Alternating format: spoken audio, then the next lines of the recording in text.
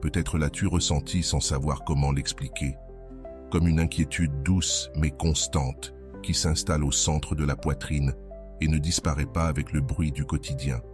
Une sensation étrange, presque électrique, comme si quelque chose, très profondément en toi, savait que le temps d'attendre était terminé. Même si ton esprit rationnel cherche des preuves logiques, il existe des moments dans la vie où rien ne change à l'extérieur, alors que tout s'est déjà déplacé à l'intérieur sans demander la permission. Le décor semble identique, les routines continuent, le silence entre deux personnes demeure, la distance paraît définitive. Pourtant, lorsque les plaques tectoniques de l'âme bougent, il n'y a plus de retour en arrière possible. Ce qui a été décidé à un niveau profond commence toujours son chemin vers la manifestation. C'est pour cela que tu ressens cette lutte épuisante entre ce que voient tes yeux et ce que crie ton intuition. À l'extérieur, il y a l'absence. À l'intérieur, une certitude qui ne s'éteint ni avec les arguments, ni avec le temps. Tu perçois sa présence même quand il ou elle n'est pas là. Tu remarques des changements d'humeur qui ne t'appartiennent pas. Et tu sais, sans preuve, que le lien est toujours vivant. Ce n'est pas un hasard si tu es ici. Si tu sens que ce message est pour toi, abonne-toi et laisse un cœur. Ce simple geste permet à cet espace de continuer à vivre. L'esprit doute parce qu'il a été entraîné à toucher et à mesurer. Mais il existe des connexions qui se reconnaissent avant tout contact physique, des liens qui ne naissent pas du désir, mais de la reconnaissance intérieure. La psyché est aussi réelle que le monde visible, et l'intuition est une fonction légitime de la connaissance. Quand quelqu'un fuit, il ne fuit pas toujours l'autre. Il fuit souvent la partie de lui-même que la relation a réveillée. Ce que tu ressens n'est ni une illusion ni une projection. C'est une information. Ce qui n'est pas intégré revient toujours avec plus de force. La distance ne brise pas ces liens, elle les comprime, les charge de sens, les rend inévitables. Cette inquiétude qui vit en toi est l'écho d'un mouvement qui se produit aussi de l'autre côté, non comme une punition mais comme une prise de conscience. Quand le doute se dissout et que tu fais confiance à cette certitude silencieuse, tu entres en alignement. Le retour n'est pas une promesse future. C'est un processus qui a déjà commencé. Même s'il n'a pas encore de forme visible, il est probable que, depuis des semaines, tu aies essayé de te convaincre du contraire, que tout était dans ta tête, que tu exagérais, que tu devais lâcher prise. Mais certains liens ne se coupent pas par des décisions mentales. La psyché ne fonctionne pas par ordre, elle fonctionne par intégration. Lorsqu'une connexion est réelle, elle se replie, se tait, devient souterraine et agit depuis là. C'est pourquoi, plus tu essaies d'ignorer ce que tu ressens, plus cela se manifeste avec force dans les rêves, les signes, les impulsions soudaines que tu ne sais pas expliquer. Voici une vérité inconfortable. Celui qui fuit ne le fait pas parce qu'il ne ressent rien, mais parce qu'il ressent trop. La peur n'est pas de perdre l'autre, elle est de perdre le contrôle. Et toi, tu représentes un territoire où les masques ne fonctionnent plus. En psychologie clinique, c'est fréquent. Des personnes s'éloignent précisément au moment où le lien exige une présence authentique. Ce n'est pas du rejet, c'est une défense. Mais aucune défense ne peut se maintenir éternellement sans se fissurer de l'intérieur. Pendant que toi tu doutes, l'autre commence à se souvenir. Pas de souvenirs idéalisés, mais de sensations corporelles. Le calme, l'intensité, la vérité. L'inconscient n'oublie jamais ce qui l'a fait se sentir entier. Il peut distraire, nier, mais jamais effacer. Ce qui n'est pas rendu conscient se manifeste toujours comme un destin. Et c'est là que commence le tournant silencieux. Des pensées qui reviennent, des comparaisons inévitables, une inquiétude qui ne peut plus être anesthésiée par le bruit extérieur. Il n'y a peut-être pas encore de message, ni de mots clairs, ni de gestes visibles, mais le mouvement a déjà eu lieu. L'énergie précède toujours la forme. D'abord, le monde intérieur s'ajuste. Ensuite, le monde extérieur obéit. C'est pour cela que tu ressens maintenant ce calme tendu. Pas de l'anxiété, pas un espoir naïf, une certitude tranquille, comme si tu savais que quelque chose est en train de s'aligner sans que tu aies besoin de le pousser. C'est la différence entre attendre et savoir. Beaucoup confondent ce processus avec de l'attachement. Mais ce n'en est pas. L'attachement a besoin de garanties. Ici, il n'y en a pas. L'attachement cherche le contrôle. Ici, il y a un abandon conscient. Tu n'attends pas que quelqu'un revienne pour te valider. Tu es en pause lucide, pendant que la vérité fait son travail des deux côtés. Et cette pause n'est pas de la passivité, c'est du pouvoir. Car lorsque tu arrêtes de poursuivre, tu obliges l'autre à se rencontrer lui-même. Et à cet endroit-là, il n'y a plus d'échappatoire. À ce stade, il se produit souvent quelque chose de décisif. La personne qui est partie commence à se sentir inconfortable partout où il n'y a pas d'authenticité. Relations superficielles, distractions constantes, routine vide, tout commence à peser. Non pas parce que tu manques, mais parce qu'ils ne peuvent plus se mentir. C'est le processus par lequel l'âme exige une cohérence entre ce qui est ressenti et ce qui est vécu. Pendant que cela se produit, il t'est demandé une chose très précise. Ne pas interférer, ne pas poursuivre les signes, ne pas forcer les conversations, ne pas devancer le dénouement. La psyché a besoin d'espace pour se réorganiser. Chaque fois que tu fais confiance, tu renforces le processus. Chaque fois que tu doutes, tu le troubles. C'est pour cela que cette étape est solitaire. Elle est initiatique. Tu es en train d'être entraîné à une paix qui ne dépend pas de réponses immédiates. Il se peut même qu'apparaisse l'envie de lâcher définitivement, non comme une stratégie, mais comme une compréhension profonde. Et paradoxalement, c'est souvent à ce moment-là que tout s'accélère. Quand tu n'as plus besoin que l'autre revienne, il ou elle ressent enfin le vide réel de sa fuite. Pas le drame, pas le reproche. Le silence mature. Ce silence est confrontant, parce qu'il ne réclame rien, mais n'attend rien non plus. Il est. Et là, la fantaisie romantique s'effondre, laissant place à quelque chose de plus profond. Le retour, lorsqu'il arrive, ne vient pas avec des promesses grandioses. Il arrive avec de l'honnêteté, parfois maladroite. Ce n'est pas quelqu'un qui revient avec toutes les réponses, mais quelqu'un qui ne peut plus continuer à fuir lui-même. Et toi, depuis un autre espace intérieur, tu ne reçois plus depuis le manque, mais depuis une limite claire, celle de quelqu'un qui s'est choisi en premier. Si tu es arrivé jusqu'ici, ce n'est pas pour nourrir des illusions, c'est pour comprendre le mécanisme qui s'est activé. Tu ne crées rien avec ton esprit. Tu observes une vérité en mouvement. Le retour n'est pas de la magie, c'est de la cohérence psychique. Et quand la cohérence appelle, personne ne peut fuir éternellement. Ce qui semblait fermé commence à s'ouvrir, non parce que tu insistes, mais parce que la vérité, une fois réveillée, trouve toujours son chemin. Une phase subtile commence maintenant, presque imperceptible, celle des signes. Ne les force pas, ne les poursuis pas. Ils apparaissent quand l'esprit se détend. Des pensées qui surgissent sans prévenir, des chiffres répétés, des rencontres improbables. Non pour t'obséder, mais pour te rappeler que le lien est toujours actif sur un autre plan. Ce ne sont pas des promesses, ce sont des confirmations silencieuses que le processus avance, même lorsque tu ne fais rien. Parfois, il est plus important de ne pas intervenir. Il est essentiel de comprendre une chose ici. Tous les retours ne sont pas immédiats, mais tout retour authentique est inévitable. L'inconscient ne comprend pas les calendriers humains. Il fonctionne par couches. D'abord, il démonte les défenses, ensuite, il confronte les mensonges, puis il pousse à l'action.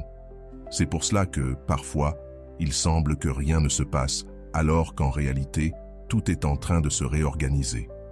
Ce message ne cherche pas à te convaincre, il cherche seulement à te rappeler ce que tu sais déjà. Laisse un like et abonne-toi. Ces petites actions permettent à cette chaîne de continuer à grandir avec toi. L'impatience naît lorsque tu veux des résultats visibles. Mais la transformation réelle se produit en dehors du spectacle. Peut-être te demandes-tu quoi faire pendant ce temps. La réponse est inconfortable par sa simplicité. Vivre. Ne pas attendre, ne pas surveiller, ne pas interpréter chaque geste. Vivre avec présence. Lorsque tu te recentres sur ton axe, le lien cesse d'être un manque et devient un miroir. Et personne ne peut soutenir un miroir honnête très longtemps sans se regarder. C'est là que commence la véritable pression intérieure chez l'autre. Non pas à partir de ta demande, mais à partir de ta cohérence. En consultation, beaucoup de personnes décrivent ce moment comme une fatigue existentielle. Tout ce qui distrayait auparavant ne fonctionne plus. La fuite perd sa saveur. C'est l'âme qui réclame la vérité. Jung disait que la névrose est la distance entre ce que nous sommes et ce que nous vivons. Lorsque cette distance devient insupportable, l'individu cherche à fermer des cercles restés ouverts, et tu es l'un de ces cercles, non par attachement, mais par sens. Peut-être que le retour n'aura pas la forme que tu imaginais. Il n'arrive pas toujours avec des déclarations épiques. Parfois, il commence par une question simple, un salut neutre, une coïncidence apparemment banale. Ne le sous-estime pas. Les grands mouvements psychiques commencent souvent ainsi, petits, discrets, mais chargés d'intention. Observe sans te précipiter. La clarté ne s'impose pas. Elle se révèle lorsque le temps intérieur est prêt. C'est ici que ta posture intérieure définit tout. Si tu accueilles depuis l'anxiété, tu réactives d'anciens schémas. Si tu accueilles depuis le calme, tu poses un nouveau terrain. Tu n'as pas besoin de t'expliquer ni de justifier ce que tu as ressenti. Ton silence conscient communique plus que 1000 arguments. L'autre perçoit cette différence, l'absence d'urgence, la présence de limites. Cela réorganise la dynamique sans que tu prononces un seul mot. Il y a quelque chose de profondément transformateur à ce stade. Tu ne cherches plus à être choisi. Tu choisis un autre lieu, non par orgueil, mais par respect de toi-même. Jung parlait de l'individuation comme de l'acte de devenir soi-même, même si cela dérange les autres. Lorsque tu accomplis ce processus, le lien cesse d'être une épreuve et devient une possibilité réelle, libérée de la fantaisie. Si la rencontre a lieu, elle sera différente, plus lente, plus honnête, moins idéalisée. Si elle n'a pas lieu immédiatement, il y a aussi un gain, car tu n'es plus figé dans l'attente. Les deux scénarios indiquent une croissance. Ce qui faisait mal auparavant devient maintenant un enseignement. Et cela change complètement l'énergie. Il ne s'agit pas de gagner ou de perdre quelqu'un, mais de ne pas te perdre toi-même dans le processus. Dans cette phase finale, la vie propose souvent une dernière épreuve, la tentation de revenir à ce qui est familier. Ne la confonds pas avec une régression. C'est simplement le système qui vérifie si tu as réellement intégré ce que tu as appris. Reste fidèle à ta nouvelle posture intérieure. La cohérence est silencieuse mais puissante. Lorsqu'elle se maintient, elle réorganise les liens, les décisions et les chemins sans besoin de lutte. Rien de tout cela n'arrive par hasard. Jung insistait sur le fait que lorsque l'âme est prête, les faits s'ordonnent d'eux-mêmes. Tu n'attends pas un miracle, tu participes à un alignement. Ce qui a été nié ne peut plus rester caché. La vérité, une fois activée, pousse soit vers la rencontre, soit vers une libération définitive. Et dans les deux cas, une chose est sûre, tu ne redeviens pas la même personne. À ce stade, quelque chose en toi ne négocie plus avec l'anxiété. Avant, tu avais besoin de signes extérieurs. Maintenant, tu reconnais les signes intérieurs. C'est cela, la véritable maturité émotionnelle. Non pas parce que tout est résolu, mais parce que tu ne te trahis plus pour maintenir un lien. Le silence a cessé d'être une menace, il est devenu une information. Et lorsqu'il parle, il le fait avec précision. Il te montre qui peut marcher à tes côtés et qui ne savait que fuir dès que la profondeur apparaissait. La personne qui s'est éloignée commence à ressentir un désajustement difficile à expliquer. Rien ne s'imbrique vraiment. Ce n'est pas une tristesse ouverte, mais une gêne persistante comme porter un vêtement qui n'est plus à sa taille. Cette gêne ne vient pas de toi. Elle vient de la conscience. Jung affirmait que la croissance intérieure exige des renoncements douloureux et l'un d'eux consiste à abandonner la version de soi qui se protégeait en évitant la vérité. Ici, quelque chose de fondamental se produit. Le souvenir n'est plus de la nostalgie, il devient un appel. Il n'évoque pas seulement ce qui a été vécu, mais aussi ce qui ne l'a pas été. Les conversations jamais tenues, l'authenticité repoussée, la rencontre évitée. L'inconscient ne reproche pas, il montre. Et lorsqu'il montre avec clarté, il pousse à agir. C'est pour cela que tu ressens aujourd'hui moins d'attachement et plus de lucidité. Tu vois le lien sans fantaisie, tel qu'il est, avec sa puissance et son risque. Tu peux remarquer un changement dans ton corps. Plus de calme dans la poitrine, moins d'urgence dans les pensées. Ce n'est pas de l'indifférence, c'est de la régulation. Le système nerveux reconnaît qu'il n'est plus en danger et à partir de là, chaque décision devient plus claire. Tu n'as pas besoin d'anticiper quoi que ce soit. Le corps, dans sa sagesse, sait quand s'ouvrir et quand attendre. Cette intelligence somatique guide ce processus, pas l'esprit impatient qui veut des conclusions rapides. Si l'autre réapparaît, ce sera depuis un endroit différent, plus humain, moins défensif. Et s'il ne le fait pas encore, cela aussi porte une vérité. Toutes les rencontres n'ont pas le même rythme. Jung rappelait que forcer un processus psychique ne fait que créer de la résistance. La transformation réelle ne s'accélère pas, elle s'accompagne. Tu as déjà fait ta part, te soutenir sans te trahir. Le reste ne dépend pas de ta volonté, mais du courage de l'autre. Il existe ici un paradoxe que peu comprennent. Lorsque tu cesses d'avoir besoin du retour, tu deviens capable de le recevoir. Non pas parce que l'univers récompense le détachement, mais parce que tu ne déformes plus la rencontre par la peur. Si cela arrive, ce sera dans la vérité. Si cela n'arrive pas, ce ne sera pas une perte, ce sera de la cohérence. Voilà la différence entre attendre depuis la blessure et être disponible depuis l'intégrité. Ce processus redéfinit aussi ta vision de l'amour. Tu ne le confonds plus avec une intensité débordante ni avec un sacrifice constant. L'amour commence à ressembler à une stabilité intérieure, à un espace sûr. Et cela change tout, car seule une personne qui se sent en sécurité avec elle-même peut partager sans envahir. Jung voyait l'amour mature comme la rencontre de deux individus complets et non comme la fusion de deux manques désespérés. Peut-être comprends-tu maintenant pourquoi tout s'est déroulé ainsi.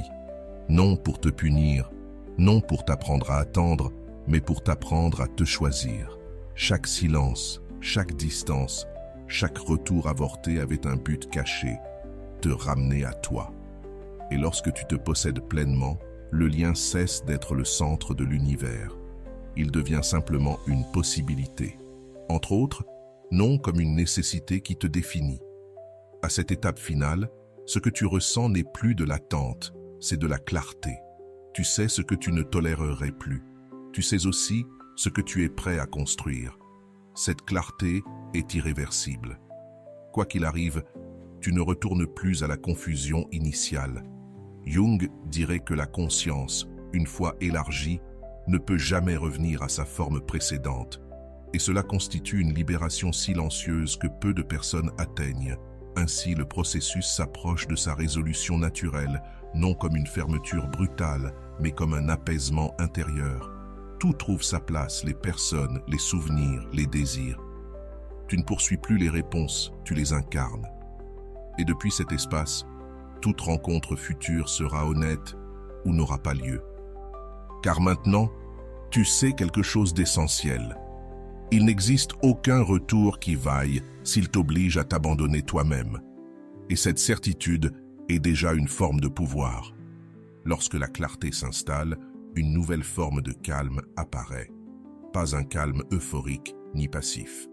Un calme qui observe. Tu n'interprètes plus chaque geste comme un signe définitif, ni chaque silence comme une menace. Comprends-tu que ce qui est vrai n'a pas besoin d'être poursuivi? Cette étape se ressent comme le fait de se tenir debout sur un sol ferme après une longue traversée.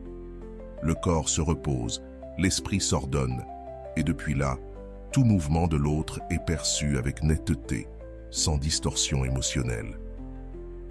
La personne qui évitait ressent maintenant le poids de ce qui est resté en suspens, non comme une culpabilité dramatique, mais comme une question persistante qui ne s'éteint pas. Et si cette question ne cherchait pas des réponses extérieures, mais du courage? Jung affirmait que l'être humain préfère n'importe quelle certitude plutôt que d'affronter sa vérité intérieure. Mais arrive un point où l'évitement fait plus mal que l'honnêteté. Et ce point a déjà été atteint, silencieusement. Tu remarqueras peut-être des mouvements subtils autour de toi, des messages indirects, des références croisées, des présences inattendues. Ne te précipite pas.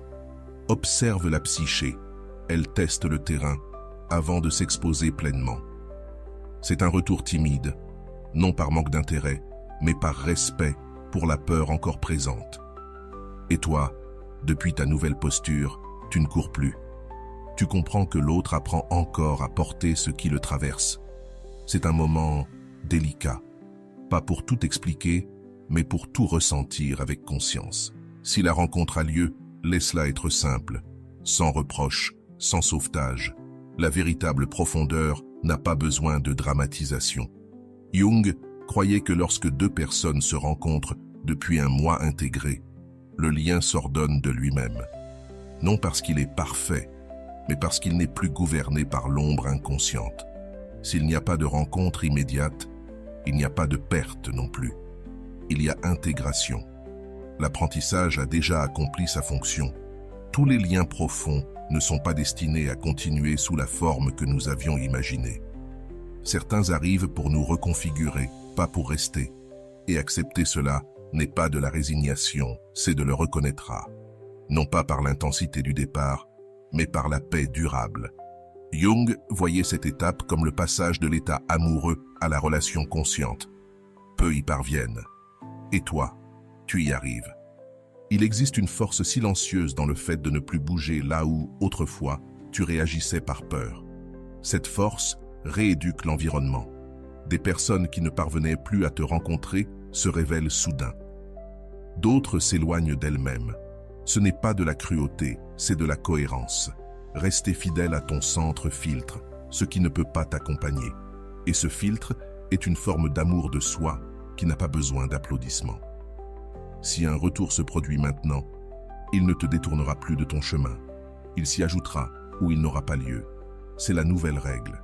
Tu ne négocies plus ta paix contre des promesses futures. Tu vis dans le présent avec une ouverture responsable.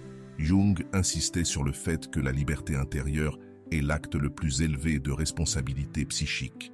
Et tu l'exerces même lorsque personne ne le voit. Regarde en arrière seulement pour reconnaître combien tu as grandi. La confusion du début a été une maîtresse, pas une ennemie. Elle t'a conduit à te demander qui tu étais lorsque personne ne répondait. Et tu as répondu. Cela change toute la narration. Le lien ne définit plus ta valeur. Ta valeur redéfinit désormais tout lien. Ce renversement est irréversible et profondément libérateur. À partir d'ici, tout devient conséquence. Tu ne forces plus les rencontres, tu n'évites plus les vérités, tu permets. Et permettre n'est pas de la passivité, c'est de la maturité. Quoi qu'il arrive ensuite, tu sauras te soutenir avec dignité. Jung le résumerait ainsi.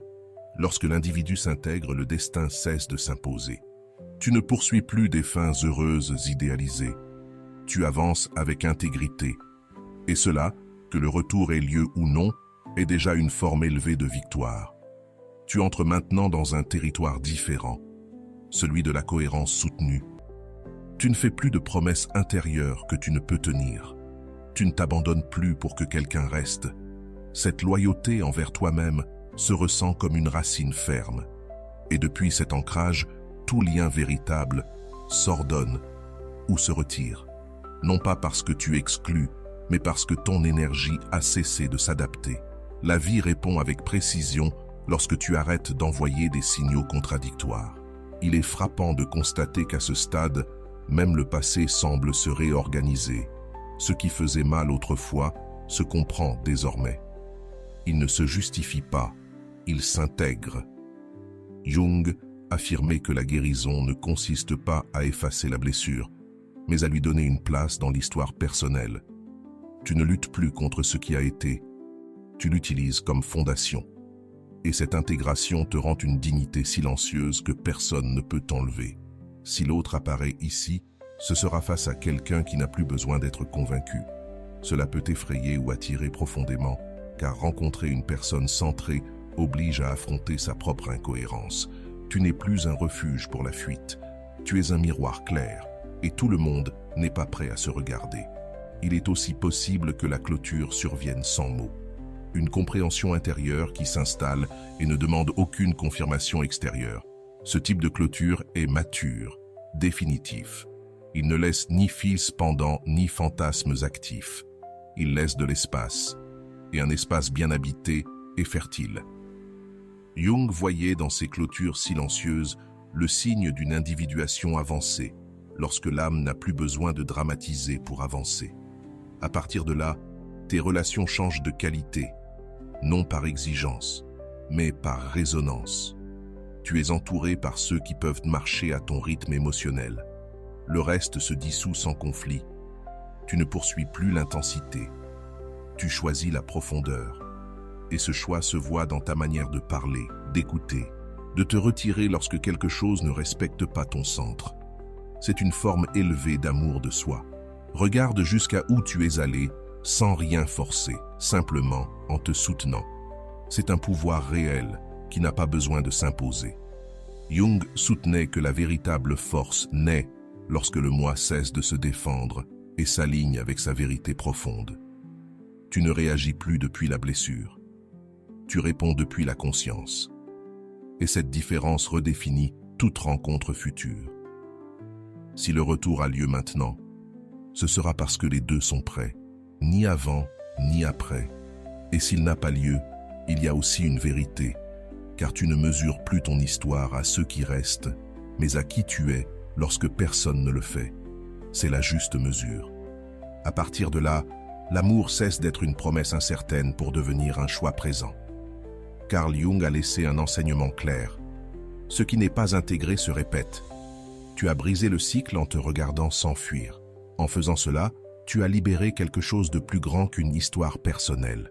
Une manière différente de te relier, plus honnête, plus lente, plus réelle.